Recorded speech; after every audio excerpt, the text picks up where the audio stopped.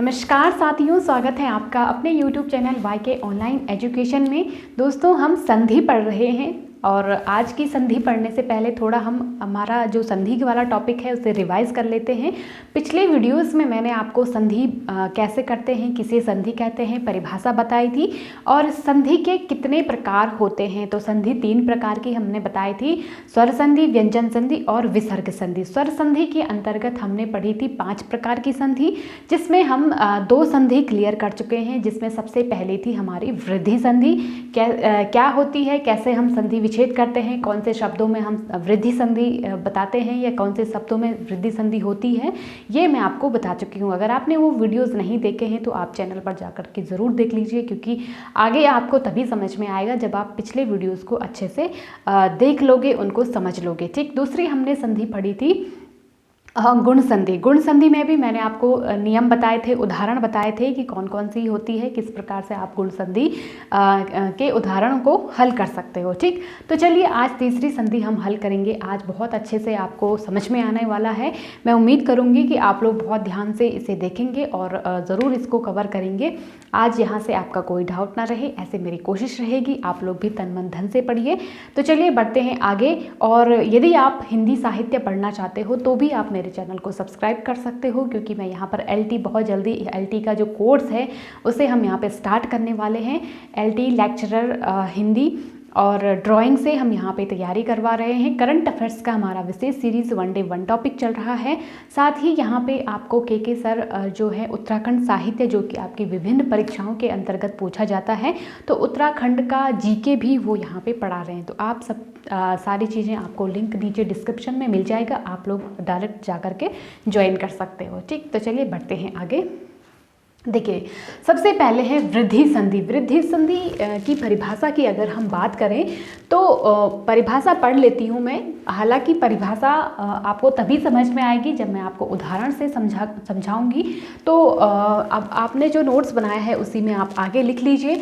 यदि अ या आ का मेल ए आई ओ औ से हो तो दोनों के मेल से क्रमशः आई औ हो जाता है। अब जैसे कि मैं आपको, यदि वृद्धि का बढ़ना, ठीक है, वृद्धि होना, तो यहाँ पर वृद्धि किसकी हो रही है? मात्राओं की वृद्धि हो रही है। ठीक, तो देखिए, आप देख पा रहे होंगे मैंने क्या कहा, यदि अ या आ का ए आई ओ औ से हो। अब हमें यहाँ पर एक फिर से एक, जैसे पिछले वीडियो में हमने देखा था ना, एक सारणी के माध्यम से या एक शॉर्टकट फॉर्म में मैं आपको समझा रही थी, ठीक वैसे ही आज हम यहाँ पे भी करेंगे। फिर आपको क्या होगा कि जो संधि है ना, वो उनमें अंतर आपको पता चलेगा। मैं इसीलिए कहती हूँ कि नोट्स ज़रूर बनाया करिए, ताकि आपको कन्फ्यूजन ना हो। तो देखो, सबसे पहले हम यहाँ पे लिखा हमने अ या आ। तो अब हम इसको क्या करेंगे, एक शॉर्ट फॉर्म है या इस परिभाषा को थोड़ा और छोटी कर लेते हैं। तो देखो, यहाँ पर हमने लिखा है अ, तो अ प्लस ए अगर हम करते हैं, ठीक, क्या लिखा हुआ है, यदि अ या आ का मेल ए आई से हो। तो सबसे पहले हम ए आई को देख लेते हैं, ठीक है, क्योंकि हमें यहाँ पे आई और औ दो जो वर्ण है वो प्राप्त करने हैं। ठीक है, और वृद्धि का मतलब क्या होता है, किसकी वृद्धि होगी, यहाँ पे मात्राओं की वृद्धि होगी यहाँ पे। ठीक है, मात्राओं की वृद्धि, ये भी आप ध्यान रखिएगा, बहुत इंपॉर्टेंट है। ठीक है, मात्राओं की वृद्धि होगी। अब मात्राएं सबसे हमारी जो वर्णमाला है, हम स्वर संधि पढ़ रहे हैं, तो यहाँ पे मात्राएं किसकी हैं, आई की मात्रा है और औ की मात्रा है। ठीक है, आई की मात्रा क्या होती है, इस तरह से होती है, और औ की मात्रा इस तरह से होती है। ठीक है, किसी भी वर्ण में अगर लगे तो ये चीज़ हमें ध्यान रखनी है आज। ठीक है, तो अब देखो, यदि अ का मेल ए से हो तो भी हमारा क्या होना चाहिए, आई होगा। ठीक है, फिर है अ के बाद यदि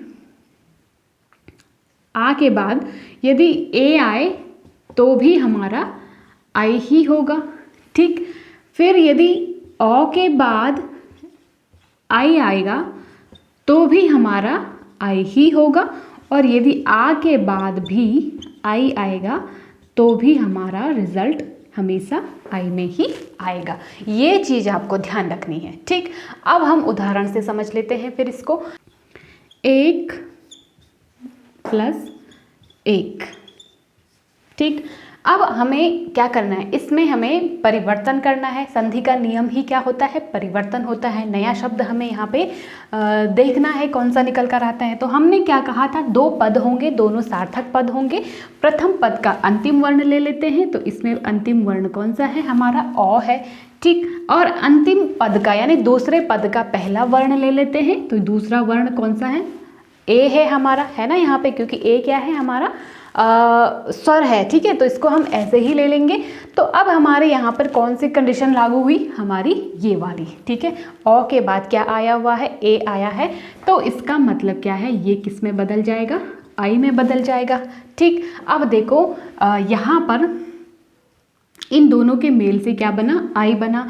तो अब इसको मिला करके क्या बनेगा, एक एक एक एक एक, जो हम कहते हैं ना एक एक, तो क्यों एक और एक यानी कि हर एक, तो एक एक, तो जो एक एक है जो अलग अलग हमने लिखा है उसको परिवर्तित करके आप देख पा रहे होंगे कि जो ये आई है ये अपनी मात्रिक रूप में कहाँ लग गई, क के ऊपर लग गया, ठीक है। क्योंकि यहाँ देखो अ है, यहाँ ए है, यानी कि छोटा ए है, इसकी क्या होती है, एक मात्रा होती है, ठीक है, जब किसी वर्ण के साथ लगता है। लेकिन इसकी क्या, जब ये अपने मात्रिक रूप में आता है आई, तो इसकी क्या होती है, दो मात्राएं होती हैं। तो ठीक आप देख पा रहे होंगे इस एक मात्रा ने किसका रूप धारण किया, ये दो मात्रा में, यानी कि परिवर्तन हुआ, वृद्धि हुई, ठीक है। तो यहाँ पे देख पा रहे होंगे आप दो मात्राएं लग गई हैं, ठीक। इस दूसरा उदाहरण है तथा धन एव, ठीक, तथा धन एव। अब यहाँ पर फिर से इसको हम अलग कर लेते हैं, इसका हम स्वर देख लेते हैं। अंतिम वर्ण कौन सा है, आ है, इसका पहला वर्ण कौन सा है, ए है, ठीक। अब इन दोनों को ही मिला करके क्या बनेगा, आई बन जाएगा। कैसे बनेगा, हमने यहाँ लिखा हुआ है आ प्लस ए को मिलाकर क्या बनेगा, आई बनेगा, ठीक। तो अब ये तथा जो है ना, तथा धन एव, तो अब इसने क्या कर लिया, इस आ ने, क्योंकि जो आई है ना हमें यहाँ पे मात्रिक रूप में, यानी कि अब जो आई है वो अपने मात्रिक रूप में आएगा और ये क्या बन जाएगा, तथैव बन जाएगा। एक पहचान मैं आपको लास्ट में इसके बताऊंगी कि इस संधि की पहचान हम कैसे करेंगे, ठीक है। तो फिलहाल आप पहले उदाहरण देख लीजिए। अगला उदाहरण है वसुधा, वसुधा धन एव अगर हम करें, ठीक है। तो अब देख लीजिए इसमें कैसे परिवर्तन होगा। वसुधा में क्या है, अंतिम वर्ण आ है, इसका पहला वर्ण ए है, ठीक है। और इन दोनों को ही मिलाकर के क्या बनेगा, आ प्लस ए, फिर वही दूसरी वाली स्थिति, इनमें से कोई से भी हो सकती है, ठीक है। हमेशा परिवर्तन हमारा आई में ही होगा। तो आ प्लस ए भी क्या हो जाएगा, आई हो जाएगा, है ना। तो अब देखो जो वसुधा था इसने इसमें क्या जुड़ गया, ए आई की मात्रा जुड़ जाएगी, तो ये क्या बन जाएगा, वसुधैव बन जाएगा, ठीक है। दो मात्राएं लग गई, दो मात्राएं, वसुधैव धौ में क्या हो गई, दो मात्रा, क्योंकि यहाँ कोई मात्रा नहीं है, यहाँ भी कोई मात्रा नहीं है। लेकिन जब हम यहाँ शब्द हमने परिवर्तन किया, संधि की, इसकी संधि विच्छेद किया, तो ये पूरा का पूरा क्या हो गया, परिवर्तित हो गया। इसमें शब्द का परिवर्तन हो गया, मात्राओं की क्या हो गई, वृद्धि हो गई, ठीक। मैं उम्मीद कर रही हूँ कि आप लोग यहाँ तक समझ पाए होंगे। अब आई का तो हमने देख लिया, अब हमें औ का देखना है, इसको हम कैसे लिखेंगे, ठीक है। और अब हम देखते हैं औ के उदाहरण, ठीक। तो देखो सबसे पहले हम इसी सारणी को आगे देखते हैं। यहाँ पे थोड़ा मिट गया, ठीक है। तो देखो अ, अब फिर वही परिभाषा को हम पूरा कर लेते हैं। यदि ओ या आ के बाद ए आई का तो हमने देख लिया, अब हमने ये दोनों देखने हैं इसके साथ, ठीक है। तो यदि ओ के बाद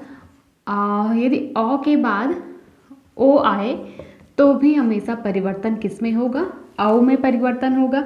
आ के बाद यदि ओ आए तो भी परिवर्तन औ में ही होगा, और यदि औ के बाद औ आए तो भी परिवर्तन औ में ही होगा, और यदि आ के बाद भी औ आए तो भी परिवर्तन किस में होगा, औ में होगा। यानी कि हर स्थिति में हमें ये ही स्वर प्राप्त होना है, ठीक है, औ प्राप्त होना है जिसमें दो मात्राएं होंगी। अब उसके उदाहरण देख लेते हैं। सबसे पहले आप देखो परम धन औषधि,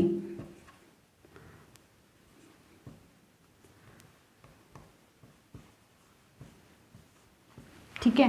परम धन औषधि हम करेंगे तो ये क्या बन जाएगा, सबसे पहले इसका देख लेते हैं। परम में क्या है, ओ है, मौ का स्वर अलग कर लीजिए, ओ है इसमें, है ना। तो अब इसको, इसके बाद दूसरा हमारा, इस दूसरे पद का पहला वर्ण कौन सा है, औ है।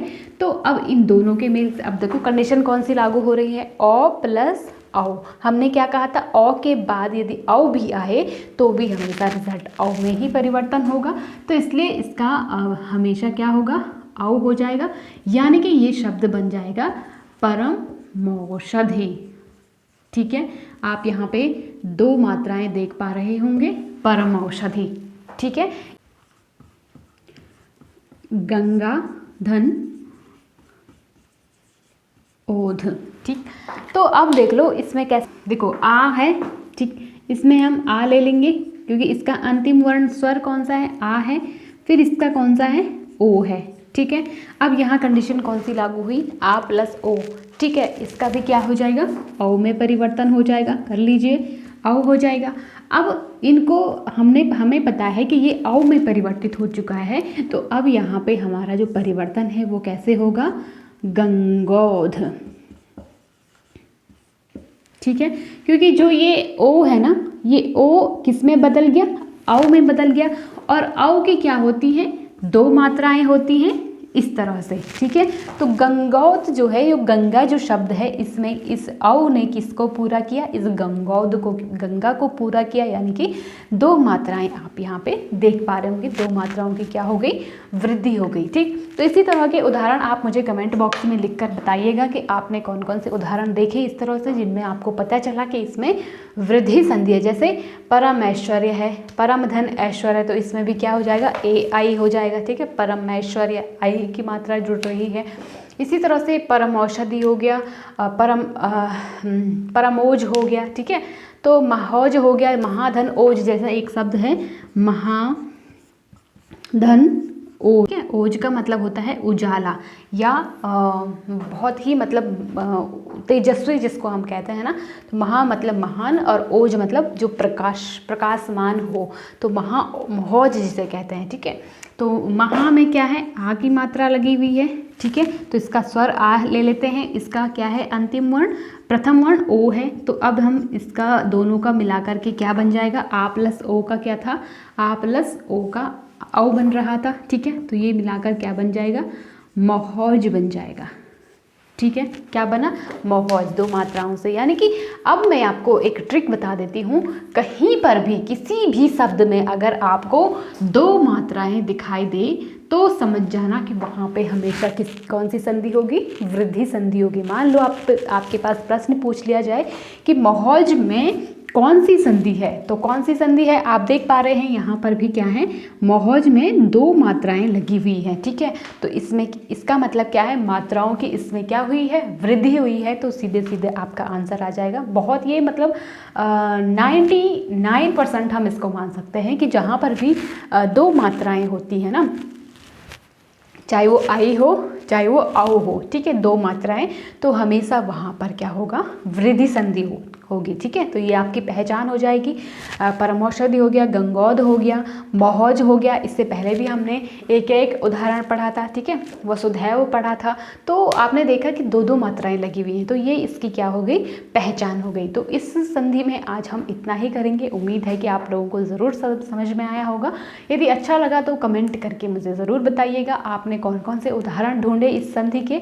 ये भी आप कमेंट बॉक्स में मुझे कम से कम 5 उदाहरण अगर आपने ढूंढे हैं तो इसका मतलब आप लोग अपनी तैयारी अच्छे कर रहे हो, क्योंकि प्रैक्टिस जब तक नहीं करोगे तब तक आपकी पढ़ाई जो है वो अधूरी है। इसीलिए हमेशा मैं कहती हूँ कि प्रैक्टिस सेट आप ज़रूर किया कीजिए, और ज़्यादा से ज़्यादा जब भी आपको कोई टॉपिक पढ़ाया जाता है तो उसके लिए आप ज़रूर प्रैक्टिस कीजिए, मोर प्रैक्टिसिंग। ठीक है, तो चलिए आज के लिए इतना ही करते हैं। नमस्कार।